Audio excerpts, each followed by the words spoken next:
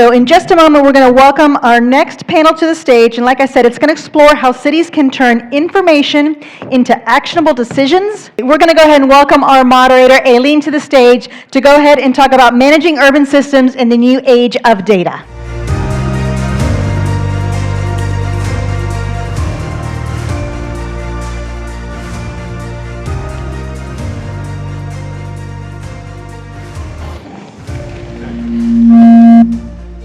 Great. Well, welcome everyone. Thank you so much for joining this discussion about managing cities in the new age of data. What is the new age of data? Let's level set for a second. What is the new age of data? Is it AI and using algorithms to help clean our data? Is it on-demand data? So giving us an opportunity to look at things with foresight instead of hindsight? Is data the new commodity, like the oil of the future? Is it information that's going to, be something that we price? A more negative tone could be, is it the surveillance state? Or my favorite, is it a more positive outlook and something that really inspires and fosters collaboration? So these are the issues that I'm really hoping that we can explore today. I want to also just say that cities are so often under-resourced and overburdened, and data can be something that really relieves that pressure, providing more value to citizens and constituents. But could it also be something that burdens cities and it's just too much information to handle? So these are some of the topics that I'm hoping that we can explore today. To give our panelists an opportunity to introduce themselves, but also to introduce this topic, I'm hoping that we can go down the line, introduce yourself, and then maybe provide a very quick example of a city or a project that you've heard of where the project or the city or the policy pivoted because of some new data that came up. Good, thank Andrew. you. Thank you. Yeah. Good afternoon, everybody. Pleasure to be here today. My name is Andrew Bevan. I work for Parsons, based here in the Middle East. I've been here about 20 years now. And I run a combined group of digital solutions and asset management.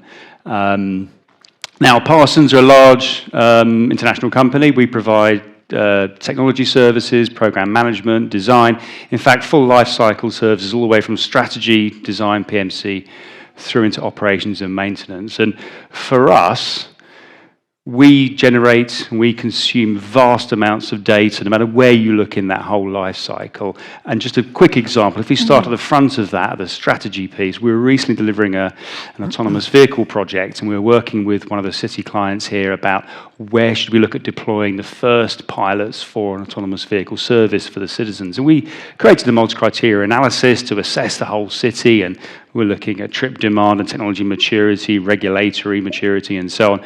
And we were honing in on those locations. And then some data became available about crashes, safety on certain intersections around the city. Once we received that data, that overturned the whole approach of how and where and what kind of autonomous vehicle service we would be deploying or proposing to deploy throughout that city. So yeah, data is valuable throughout that whole life cycle from Parsons' perspective. Excellent. I have a feeling that your suggestion may come up a few more times as we go down the line. Dan? Hi, everyone. My name is Dan Hubert. I'm the CEO and founder of Appyway. I founded Appyway in 2013 with a personal frustration about what the curbside meant, what are those confusing signs, and what does the paint on the street mean. So then I decided to create a digital map of London in granular nature. So I'm talking about every single meter of curbside completely mapped out, so you can query that destination at origin rather than turn up and hope for the best. So we're a GovTech platform that gives cities a control over their curbside. They own the physical infrastructure. They need to own a digital version of that. And we also combine cashless payments and occupancy data as well. So the city gets complete view holistic view over the curbside, as well as being able to manage all of the speed, movement data, and change all the event management and road closures. And as a result, the drivers then get access to this information, because this is like building a well. You want to give people the water, or now we're in Saudi, give them the oil. And that's giving them the information to make better decisions about their journeys. They can plan better, reduce congestion and emissions. So we've been going 13 years. We have nearly 20% of the UK local authorities as customers now, and we're winning 75% of all contracts in the UK and looking to expand into other countries, including Saudi. We did a fantastic project with New York, the Department of Transport, and turned their bad data into good data and optimized their workflow. So that was very exciting. One project where data is really making a huge impact is in Lambeth. We have now 7 local authorities out of Greater London, and they're all coming to us now for help. And what they have set out as a target for 2030, which is to remove 25% of their curbside that's dedicated to parking and turn it into sustainable curbside, so that's trees, parklets, cycle hangers. And using our technology, so mapping the streets, creating a digital inventory, then communicating with residents, they're already on a journey to removing significant amounts of curbside and removing then the politics out of the parking, because it's all sort of data-driven. Mm-hmm. That's excellent. Millicent, do you want to share your thoughts? Absolutely. Good afternoon, Millicent Williams. I'm the director of the Portland Bureau of Transportation, and our bureau is responsible for planning, building, operating, and maintaining the transportation system, not transport, but the infrastructure, so roads, sidewalks, crossings, signals and streetlights, bridges and tunnels, and all of the things that make up the network of infrastructure. We also are the regulator of the right-of-way, and so permitting for all types of things comes through our office, and we're responsible for creating safe and viable spaces for communities across the city. We're a city of 600,000 folks, and we have a collection of neighborhoods. We are a city of neighborhoods, and we take great pride in that. But what we're learning through the data that we are receiving through the many, many different sources that we identified as being critical is that there are some spaces where incidents or crashes are occurring at such a rate and with such severity that it is changing the way that we're thinking about designing our streets. There are several projects in particular that I can think of, but one particular project that just received we just received information that informed a pretty contemporary change. Just weeks ago, there was a cluster of crashes where several people died within not just a span of weeks or days, but hours. And the entire design of that roadway changed, or is in the process of changing now to be responsive to that data. It was a combination of darkness, signal timing, street width, and crossing width that informed the way that we needed to adjust what we were doing. And we're doing that all over the city, but the urgency with which we needed to do it was something that we could not ignore and needed to move really quickly. And so the data is also helping the city and the Bureau to become much more nimble and responsive. I think often people think as government entities, we move at the pace of a snail, but there is the ability for us to be nimble and responsive, and the public expects that of us. And so excited about being able to use data in meaningful ways. I love how that observation, that the data unlocks that nimbleness that you need as a city and allows you, it gives you cover. It gives us cover, yes, almost absolutely. to react really quickly and be responsive to the needs of citizens. Absolutely. That's fantastic. So now I feel like Thibault is going to be able to share some information because he runs a dashboard. And why don't you tell us a little bit more about Vianova and some examples of where data has pivoted a project you've seen? Yeah, sure. So I'm Thibault Castagne. I'm the CEO and founder of Vianova. In a nutshell, we provide real-time geospatial intelligence solutions for municipalities, infrastructure managers, and fleet services.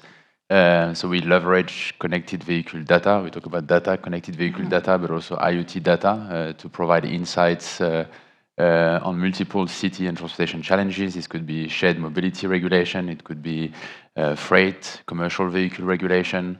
It could be traffic management, urban planning, parking management, and so on. The company was started in 2019. We have about 80 customers globally, mainly actually municipalities and transport authorities. So the city of Abu Dhabi is a client of ours, Atlanta, Paris, Oslo, Zurich, Munich, and others. Yeah, what I see, I see that we all, I mean, we all at a very interesting time, basically in the mobility and smart city space. Sorry, for three main reasons. First one, connectivity of the built environment and mobility is growing exponentially. So we have a wealth of data that is becoming available. About 100% of the vehicle being sold now are actually connected. So it means you have basically sensors on wheels that are scanning cities all the time, everywhere, which is a huge wealth of information that you have. You have IoT that is being deployed basically in the built environment. That is also a lot of information that one can retrieve. Number two, you have cloud computing and AI that not only actually accelerate the type of infrastructure that actually can enable rapid and computing of this wealth of data, but also you can use AI to make it accessible and actionable. Like we always see, one of the issues with municipalities and transport authorities is like, okay, I have so much data, but what am I going to do with it? Yeah. And how can I make it actionable? How can I drive policy planning and orchestration decisions based on this information? So AI not only actually going to make it accessible, but also could actually orchestrate and drive decision making. And I think the third one that is very important that actually drive all of these two technology enablers is political agenda. And we see that city mayors across the globe basically want to make sure that we have more livable cities. Want to make sure that active mobility is more represented in the modal split, and it's one of the core things is safety as well. So perceived safety, but also actual safety. And to come back to the last point, how do we actually giving a good example of how do we leverage data at Vianova? So a lot of cities today have a program called Safe Route to Schools, in terms of making sure that the school surroundings actually are safe. So there's two ways to do it. One way is actually to use crash data, which is often quite seldom and not very well documented and quite reactive. So we got to wait for crash to happen to actually act. Another way to do that is also to actually combine this information with connected vehicle data and specifically like unsafe driving events. So at Vianova, we basically buy out the data from OEMs, Stellantis, GM, Renault, and others, making sure that we can actually convert that into real insights on driving, speed, braking, and unsafe behaviors. And what we did for the city of Lyon is essentially prioritize all the primary schools in the city by the risk score, and provide them basically with a clear insights on where they should target interventions. Yeah, that's really important. I think that's an example of using on-demand data to look into the future and prevent some of these horrific crashes before they actually happen and save lives. Professor, I'm going to pivot myself a little bit and see if you can combine your answer to that last question, an example of where you've seen data come in and shift a project a little bit. And then the next question that I actually had for you specifically of how do we create data that is actionable? Or how do we suss it out so that it is meaningful and that something can be done with that data by decision makers and leaders in both the public and private sectors? Thank you, Aylene, for your introduction. And thank you for my esteemed colleague here for their introduction about themselves. I'm Professor Meshal Almoshaogeh. I'm from Qassim University. I got my master and PhD back from the Central Florida in the USA.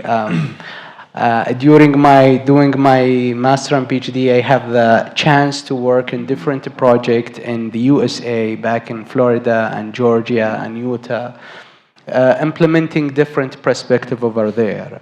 We had dealt with the traffic crashes over there. We have improved the intersections and interchange over there back in Georgia and Utah.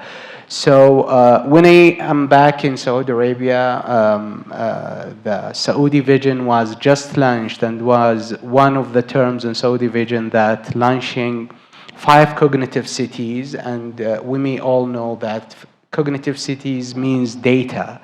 So dealing with this data, I have to shift some of my gears toward the data science and how we can deal with these data. So dealing with different, you are feeding the system with different data from municipalities, from DOTs, from police department and other data. So all these data have to speak the same languages. So the Saudi government initiate new bodies and on the government, which is Sadaya, where it has to do a regulation where all these entities have to follow the same language. And to make sure those data are using the same language and secure enough, they initiate another body, which they call it Cybersecurity Authority. This is where we kept our data secure. So our job jumped there to help the decision maker to make the right decision by developing a smart dashboard that it can be fitted with those data. Those data can be translated to an actionable. The mayors or the city manager don't have to look to all the charts and the numbers over there. They want to see just a binary answer. Do I act or just monitor? So they don't need to see those data, all these much of data. So the system we are developing in our university that translating those nice data into an action where the decision maker, those data go through the system. If it is actionable data, then it's going to go directly to the decision maker. If it is not, it's going to go to the archive. That's it. We don't need those data. Yeah, that's excellent. Good way of not flooding the system with too much data, but really elevating what is most important so that decision makers can take action and be nimble, as Millicent was referencing earlier. I just want to pause and remind everyone that even though we're speaking about data and numbers, I think it's really important for us not to forget that there are people behind this data. And so it's really critical that we are reminding ourselves every day that this data is there to save lives, to make commerce happen more easily so that people can, have their livelihoods. So it's important that that data can get somewhere. And Millicent, in a big environment, a big public sector department, it's very easy and natural for silos to be created. How are you... in your leadership role, what are you doing to break down some of those silos so that data can be shared and then action can be taken? Sure, thank you so much. As you've mentioned, data is everywhere. It comes in to us from many different sources. I mentioned the breadth of our organization. So when I'm getting data about how many people are riding bikes in our bike lanes to how far our fleet is going in its effort to collect leaves during leaf season, which is right now, and where they're taking that and how much fuel they're using and all of that. One of the things, though, that's really important as we have technology at our fingertips, as we have expertise, we have some of the best and the brightest in the industry that work not just in the U.S., but at the Portland Bureau of Transportation, supporting the work of moving people about the city safely. Is that we do have, so we have the culture, we have the technology, we have the data, we have the information, but one of the things that's really important for us to be focused on is the culture and how we allow our culture to support us versus cause it to separate us. Peter Drucker said, culture eats strategy for breakfast. But sometimes the culture of the public sector places us on the menu for folks to figure out how they're going to consume us. And so it's really important that we're thoughtful and intentional about ensuring that we don't allow our culture of independence, our culture of difference, to create such a difference that we aren't able to be served well by folks like those folks who are sitting here at the table. I think that it's really important. I was in a conversation some weeks ago with someone saying, well, the mayor is asking for data on a certain point of information, and it's different in government. And the person on the other side of the table who had worked in the private sector, I had as well, but that's another story for another time. She said, no, it's all the same. And I was like, no. It is, in fact, quite different. It's the culture that makes the difference, and it's the audiences that we're seeking to serve that make the difference. Our interest is in serving the same customer, but we're looking at customer service from a different standpoint. It's the quality of life that we're seeking to provide to ensure that folks are able to move about our system safely. And for the partners that we work with in the private sector, making sure that they are serving those clients well, but their interest is in how do we sustain our business. So we're working to sustain community and sustain business at the same time, and so we're serving the same customers but meeting different needs. It's a really interesting challenge that we have to address a single point of contact and meet all of the needs in very different ways. Yeah, and data can be a bridge between all of those objectives. I'm glad you mentioned the private sector, because we have a number of private sector representatives on the panel, and I'm really curious, what are you doing to, or what are your businesses creating that the public sector is asking for?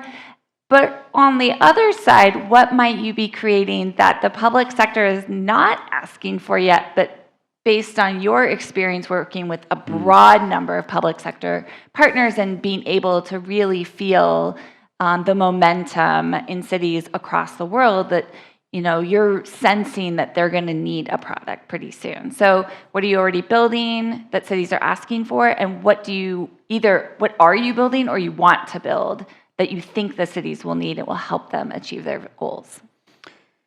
I could probably spend about an hour talking about that question. Of course. I think the Cognitive City came up earlier. I was recently leading the Cognitive City initiative, one of the major giga projects here in Saudi Arabia. And we were looking at creating a data-rich environment where you could create data from a variety of different sectors: mobility, energy, e-commerce, and so on and so forth. And there were two perspectives that came out of that example. One was that we were all collectively working towards the city vision and improved livability and the vision that was set, and that was all very much the focus.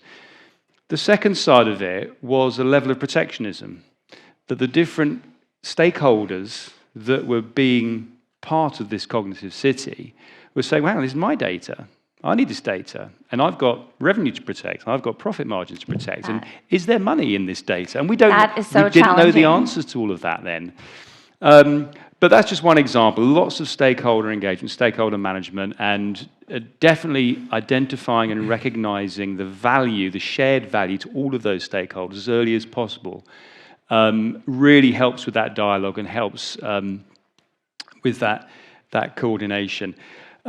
We're also working on other projects as well, where clients are saying, well, we want more technology to improve our sustainability targets, to position ourselves better within our competitor landscape. And they're also saying, well, we've got this infrastructure, we've got security cameras, we've got passenger use data, we've got all this data coming in, how can we monetize it? So their perspective is, well, we've got this data, we want to monetize it because we've got to improve our position in the marketplace. Yet the ecosystem out there is saying, well, we should be sharing it for the greater good of the city and the citizens. So we, in our position at Parsons, constantly see this juxtaposition between ensuring that the cities overall are sharing data in order to create that shared value, in order to meet some of the Gemini principles, for example, that were set up in the UK under the National Digital Twin Programme, which, for those of you who don't know, actually, the first principle that was set up, or that was proposed, said that every stakeholder shall share data to the betterment of the overall city. It's words to that effect. And that was one of the principles that all the stakeholders were signing up to in order to share data as part of that ecosystem. So at a city level, we advise clients on how you can start to navigate that complex landscape. But then on a personal level as well, when we're dealing with individual stakeholders who are much more interested in, say, monetization of data, how can they get the most value out of that data? So there is definitely a challenge there to be overcome. I'm going to go off script because I'm realizing a very interesting dichotomy right in front of me with this conversation of the monetization of data or shared values and, saving human lives out there. And I'm looking at Dan and Thibault and your two different products. So Dan, your company is born out of a frustration in being able to access just a simple parking spot at the curb. And Thibault's working also on a product to mine, if I'm understanding correctly, mine OEM data to see where there are some troubling signs of data that might indicate an unsafe intersection. So both your products are you're commercializing data, both of them, but one is helping with commerce, I think, and then the other one could be used to save lives. And kind of tell me about your perspectives on this kind of conflict of how much of the data do we commercialize and monetize? I'll go first? I went off script, so they don't know that I was going to ask that question, but I just saw a beautiful moment. Yeah, I mean, I think, so there's a huge amount of data out there, and back in the day when I was talking to OEMs, they were extremely protective because they thought they were sitting on value. They're very good at building sheet metal with wheels. They're not very good at monetizing data. And a decade later, they're still sat on some data and now starting to share it. So ultimately, and cities are the same, and everyone should be open-minded about the value and just let it out there. Okay. I think is the motto because being possessive over it gets you nowhere. Okay, well, I love that you said that. I think there's a lot of there's a lot to be gained by putting information out in the world and letting other wonderfully smart people do something with it. Sorry, I think everyone thinks it's valuable as well, and then it's not. So you only know if it's valuable if it starts getting used. You got to put it out there and let somebody make value out of it. Yeah. Thibault. Yeah, so I see, as far as I'm concerned, I see like three types of data that are available to cities. The first one is the data that the city generate themselves, right? So open data. So it could be demographics, could be like transport surveys, could be like street lights, information, etc. The actual infrastructure that they own. So this data is actually. Can you hear me? Yeah. The second one is the data from the private sector that is available to the city through a permit or a license. So typically, basically, like transport operators, macro mobility, car sharing, taxis that are under the license, basically, or permit through the city have obligation to share information. And so this data is also free as part of like the permit and the license. And the third one is actually private data sets that are, by default, being monetized by third parties, private third parties. That could be OEM or could be telematics providers, or could be all the camera analytics startups that are basically scanning the road conditions and so on. And so, but if those actually are to be monetized, yeah. Okay, fantastic. Meshal, I'll give you a heads up that I'm going to start with you with this question, but then certainly anyone else from the panel should chime in. At the Open Mobility Foundation, where I work at, we steward data specifications like the mobility data specification and the curb data specification, where interoperability is key. We're ensuring that data all comes in the same format and can be synthesized from different locations, but it can be synthesized and used together. Meshal, what are some new markets for data that are unlocked, or new projects that we can take on, or new ideas that we can tackle because all the data is interoperable, and the data might be coming from an insurance company and an OEM and a micromobility company, and that data is able to come together, perhaps at a city or a university as yourself, and then you're able to come up with some great new research and unlock some new insights. Yeah. Can you think of anything to share with us? Yeah, thank you for this question. Actually, This happened with us with one of the municipalities here in Saudi Arabia. They reached us, they said, we have a problem with traffic data or traffic crashes in some locations. So we said, okay, first let's clean your data, let's keep it, we can read those data into our data system, so where we can give you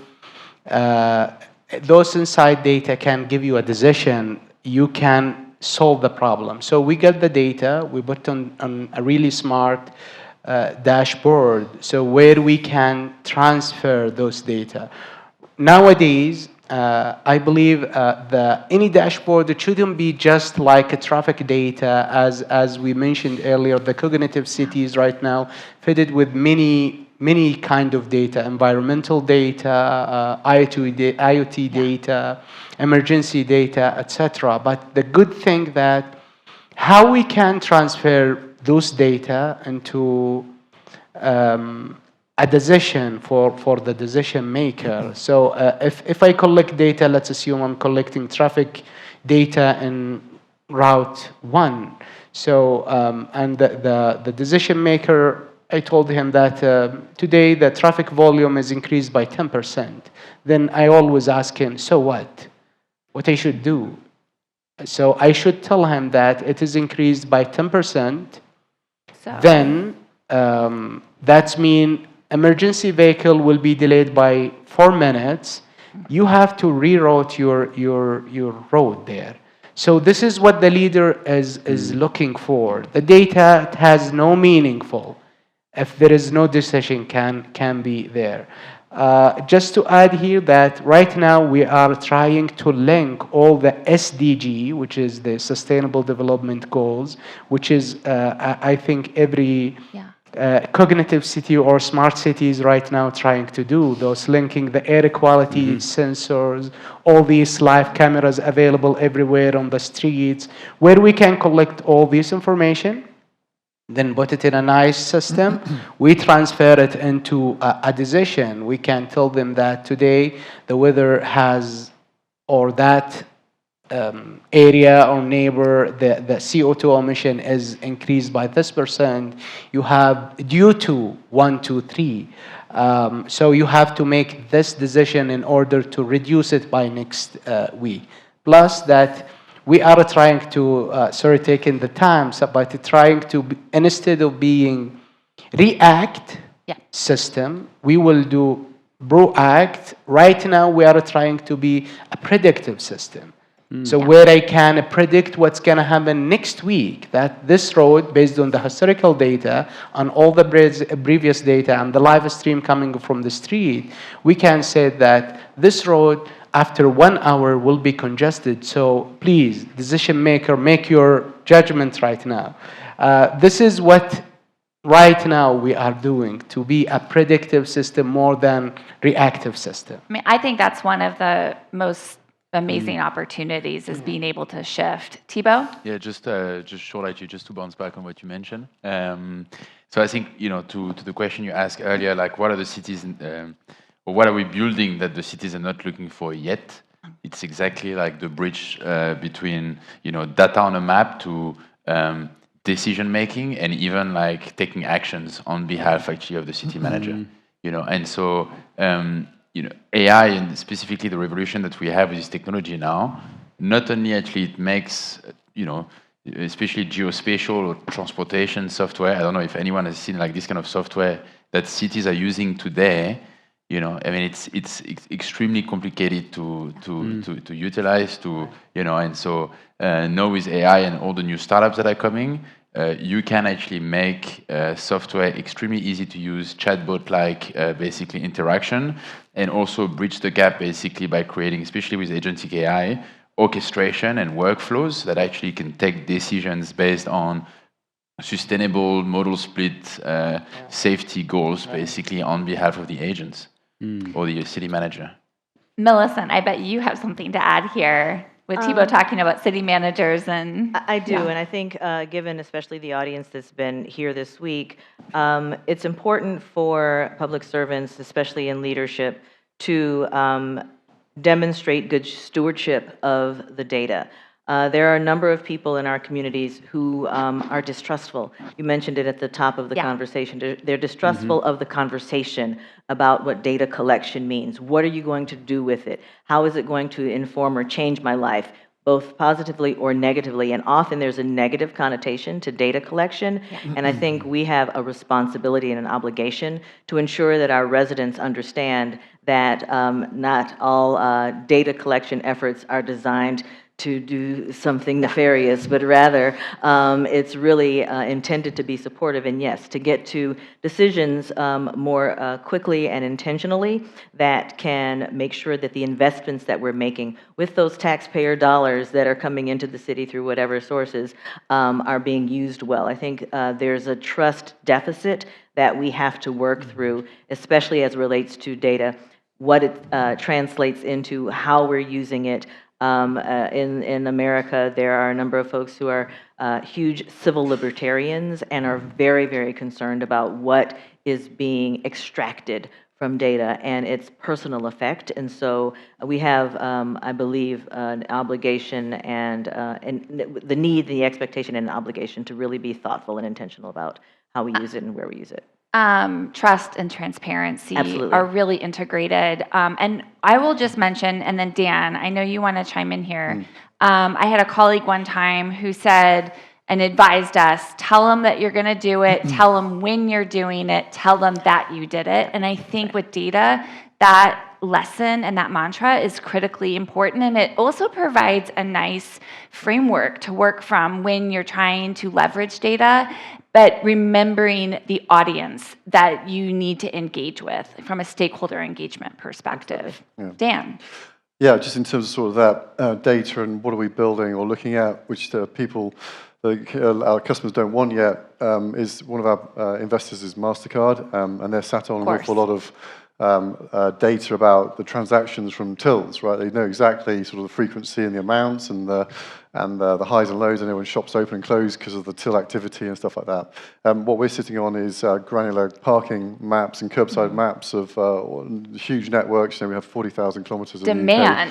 You have all these maps of demand. Yeah, in the exactly. city. And then we know then the cause and effect. So, you know, you join those together, you give a city then, you know, the city mayors the impact about this parking policy did this to the business improvement district. Yeah. And you have a really, really powerful system that kind of just negates all that, you know, questionable negativity. The more you do it, the more you can learn from it, the more you can do simulation modeling on it, and the more it goes into the planning policies as well. So it becomes a really powerful system. Okay, so we do have just a few minutes. So everyone's closing their sessions with lightning round questions. So I'm gonna try to do that with us.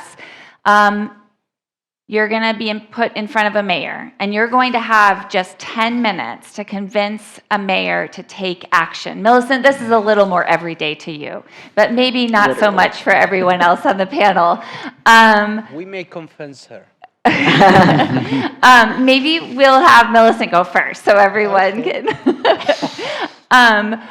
What are 3 pieces of data, maybe real or theoretical, that you would bring up to a mayor to help that mayor take some action on a certain topic? I've kept it very vague, but I really am going to start with Millicent because I feel like she does do this every day. Maybe she can model some good answers for us. Sure. Neighborhood impact, business impact, fiscal impact.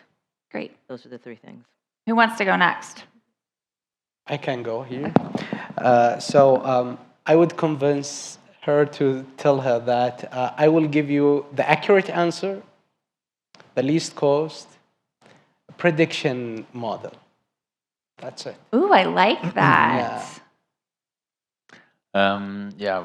Just coming back on the model split in general, because I think it's a good indicator for many other things. And your second, safety KPIs like crash or perceived safety. And probably the third one, but I feel like Europe versus US, they have a different perspective on this one, which is money. And how does it generate money for the city? Yeah. Absolutely. But I also like that you brought up real like actual data or actual safety and perceived safety? Because I think that really, both of them inhibit the way we interact with the urban environment differently. Dan? Yeah, so one is agility, how fast you can move, revenue, how we help you find money. And the other one is the trust index, so removing the politics. Ooh, trust So index. yeah, the agility cap is to the time to enact, right? Because you need the mayors want to be seen to be responsive. So what is how fast you can get for us? Like how fast can we digitize the streets to regulate it and enforce the policies and regulation? The invisible revenue, so asset yields, work out what money is being lost out of the holes in your network, so you can then find the gaps and work out where more money can be made, because every city has a budget deficit. Then the trust index, so depoliticizing decisions, so the ratio of data-led to emotion-led, so getting the data out to prove people wrong, really. And the ask is, don't do it in 5 years, give us a month, give us a mile square, and let's crack on. I love it. I love it. Let's take action. Yeah.